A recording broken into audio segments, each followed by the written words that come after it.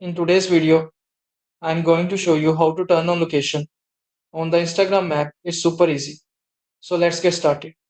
First, you need to give Instagram permission to access your device's location. Go to your phone settings, then privacy and security, and tap on location services. Make sure it's turned on.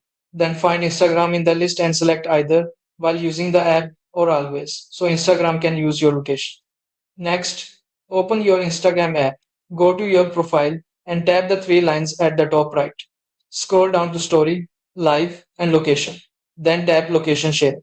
Here, you can choose who sees your location, for example, friends, close friends, or no one if you want to turn it off later.